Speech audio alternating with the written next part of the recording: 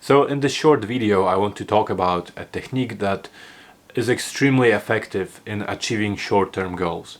I know that because I have been using that technique since I first heard about it. And this technique, as the title of the video suggests, of course, involves visualizing yourself achieving a certain short-term goal.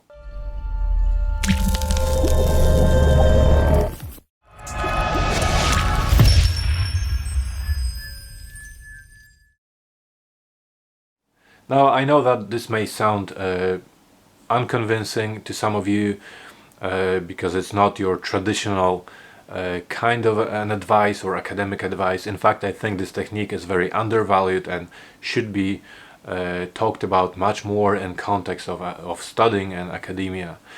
But interestingly, although this may sound as some kind of a myth, because again, this is not a very common thing to do, to simply visualize yourself achieving your goals.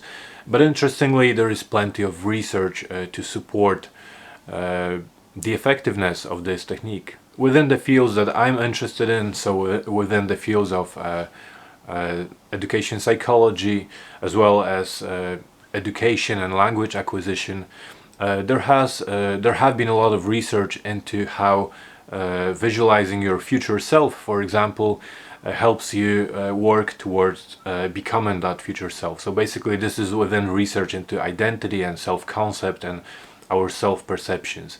And that research has demonstrated that if you if you visualize your future self, so who you want to be, this will help you become that person. And the findings from this research have been adopted by scholars in the field of linguistics in general. So and these scholars have found that, again, in terms of language learning, second language learning, visualizing yourself as a successful user of the language, speaker of that language, helps you again work towards that goal. So it supports your learning, your effective learning of that language. So if this sounds interesting, you may find all that research online. It's very easy to find because, as I said, there is plenty, and most of the time they talk about long-term goals and visualizing yourself achieving long-term goals.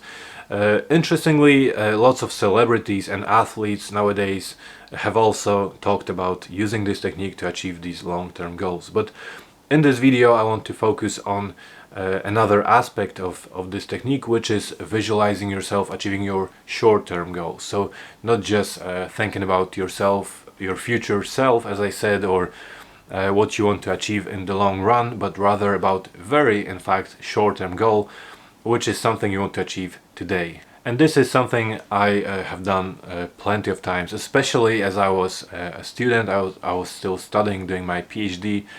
I learned how to apply this technique, and it's extremely easy. In fact, I've seen plenty of guidelines online for how to do it, but it's quite funny because you don't really need guidelines. So basically I'll explain what this technique involves on my example. So usually I apply this technique if I wanted to make sure, for example, that I achieve my goal of writing a certain section, or a certain number of pages, or a certain number of words for that day. So if I had a difficult day ahead, in general, which is quite a common thing if you're a student, so you have lots of difficult days, you wake up and you have this goal. It sometimes feels overwhelming because you have to somehow, as I said, write, for example, a given section for your dissertation or a thesis. So in this case, if this was my task for the day, I would first sit down before I start any work on that chapter. I would sit down and ideally close my eyes. You don't have to do that, but it may just help you focus. And what I would do next is just think about the moment when I achieved that goal. So the moment today, and obviously 6 or 7 hours time, or whenever I plan to finish, the moment when I have finished writing that chapter. And importantly, it's not just about thinking in terms of these theoretical abstract concepts, so just thinking I finished writing my chapter. But the most important part about this is to visualize and imagine your emotions at that time. So imagine that you have finished your chapter today, and imagine how you feel relieved, and how you feel happy, how you feel proud of yourself for not having given up in the morning, and this kind of thing. So all the possibly positive and good emotions that you will experience as you finish writing that chapter. And this is, in fact, this is the only crucial thing in this whole technique. You have to visualize these emotions and imagine how you would feel at the end of the day, or whenever you achieve that goal. And then you just start to work towards achieving that goal. So obviously you have to write that chapter. So it's not magic. It's not gonna. It has to be realistic firstly. So it's not like I'm going to visualize myself finishing the whole thesis tonight and it's gonna happen. Of course, it has to be realistic. So your realistic goal for today, because as I said, this is not magic.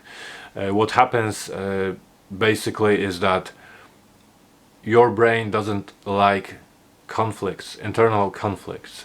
So as you imagine, as you visualize, vividly visualize that moment when you have achieved that goal, there is a conflict emerges in your mind, essentially. So a conflict between that situation and the situation where you are at the moment.